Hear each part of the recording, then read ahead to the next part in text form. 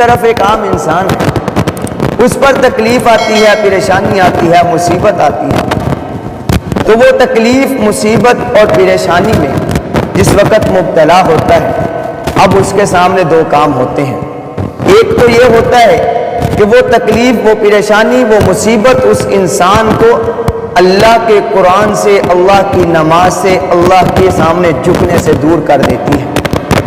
یہ جو ایسی تکلیف ہوتی ہے، یہ انسان کے گناہوں اور کوتاہیوں کی بنا پر آتی ہے۔ نمبر دو پہ وہ آزمائش، وہ تکلیف، وہ پریشانی، وہ مصیبت جو انسان کو اور اللہ کی طرف راغب کرے کہ جب انسان پر کوئی مصیبت آئے، پریشانی آئے، کوئی بیماری آئے تو وہ جناب مسلح بچھا کر وہ اللہ کے سامنے جھکنا شروع ہو جائے، دعا مانگے، نماز کو نہ چھوڑے، قرآن کو نہ چھوڑے۔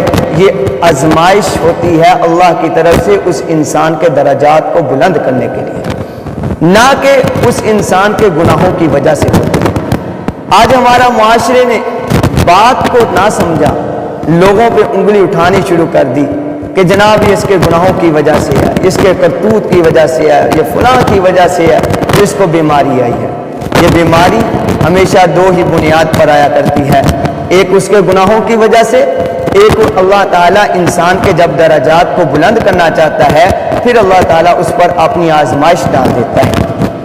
آپ دیکھیں حضرت خضر علیہ السلام، ان کے پاس ایک شخص آیا، آ کر کہنے لگا کہ میرا دل یہ چاہتا ہے میرے لیے آپ دعا کریں کہ مجھ پر کوئی پریشانی، کوئی مصیبت نہ آئے۔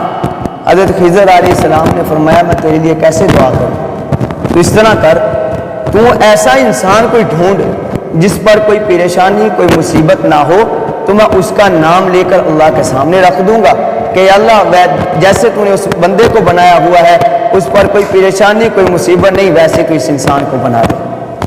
اب وہ بندہ نکلا، وہ جناب اس نے چکر لگانے شروع کر دیے، دنیا کے سارے کونے میں گیا، وہ ایک انسان کو دیکھتا ہے، وہ ٹھیک ٹھاک مالدار تھا، اس کے پاس گیا، اسے جب اس نے اس کے پاس رہا، دیکھا کہ اس پر کوئی مصیبت، پریشانی، اس کو ایک پریشانی اس کی نظر آ گئی، وہ وہاں سے نکلا، اگلی طرف چلا گیا، ایسے ہی گھومتے گھومتے نا وہ ایک انسان کے پاس گیا، وہ ایک شخص جس کے پاس اتنی مال اور دولت کہ اس کی دکانیں سونے کی، اس کے جناب چاندی اس کی دکانوں میں، اور اس کے آگے پیچھے گارڈ، اس کے گھر اور اس کا کام، دکان چلانے کے لیے جناب نوکر چاکر۔ جب اس نے دیکھا، اس نے کہا یہ بندہ مجھے لگتا ہے جو غم اور مصیبت سے دور ہے۔ اس نے کہا کہ میں جا کر آج اسی کا نام لیتا ہوں، لیکن جانے سے پہلے اس شخص سے پوچھ لوں کہ تجھ پر کوئی پریشانی، کوئی مصیبت تو نہیں ہے، پہلے تو بتا دے۔ وہ اس سے پوچھتا ہے، اس سے پوچھا کہ میں حضرت خضر علیہ السلام سے جا کر دعا کروانی تھی، لیکن میرا دل یہ کرتا ہے کہ میں آپ کا نام جا کر لوں کہ جیسے اللہ نے آپ کو ایک زندگی دی ہے، ایک رونق دی ہے، اللہ مجھے بھی دے دے۔ وہ انسان کہنے لگا مجھے ظاہری طور پہ تو نے دیکھا کہ میرے پاس کار کوٹھی ہے، میرے پاس مال ہے، سونا چاندی ہے، میرے پاس ہر چیز موجود ہے، لیکن تجھے میرے اندر جا کر نہیں دیکھا۔ میرے اندر کیا ہے؟ اندر خون نکل رہا ہے، اندر میں خون کے آنسو بہا رہا ہوں۔ وہ کیسے؟ کہ مجھے اللہ نے اولاد نہیں دی۔ وہ کیسے؟ کہ میری جو بیوی ہے وہ اتنی بدبخت ہے کہ وہ مجھے گھر میں سکون میں نہیں رہنے دیتی۔ وہ کہنے لگا کہ میں ظاہری طور پہ تو بہت مالدار ہوں، لیکن اندر میرے بہت غم اور پریشانیاں ہیں۔ وہ جب اس شخص نے دیکھا کہ میں دنیا کے ہر کونے میں جا چکا ہوں، مجھے کوئی بھی ایسا انسان نہیں ملا جس پر کوئی غم، کوئی پریشانی، کوئی مصیبت نہ ہو، پھر بھی آخر وہ خاموش ہو گیا۔ جاتے جاتے حضرت خضر علیہ السلام سے ملاقات ہوئی۔ حضرت خضر علیہ السلام نے فرمایا تو آیا نہیں، تو نے بتایا ہی نہیں کہ میں کس کے لیے دعا کروں، کوئی بندہ ملا کہ جو غم اور مصیبت سے دور ہو؟ اس نے کہا حضرت مجھے دنیا میں کوئی ایسا انسان نظر نہیں آیا، اب آپ کے دل میں جو ہے چاہے وہ دعا کر دیں۔ حضرت خضر علیہ السلام نے فرمایا اللہ تو اس کو دنیا اور آخرت میں عافیت والا معاملہ عطا فرما۔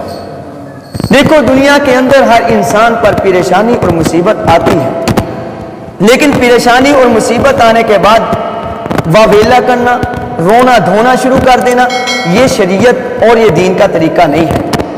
ہمیں اللہ کے قرآن مجید میں جگہ جگہ پر ہر چیز سکھائی ہے، رہن سہن، معاشرہ، معاملات، کیسے ہم نے دنیا کے ساتھ چلنا ہمیں سکھایا ہے۔ اللہ کے پیارے پیغمبر علیہ الصلوۃ والسلام نے ایک ایک چیز ہمارے سامنے رکھی ہے۔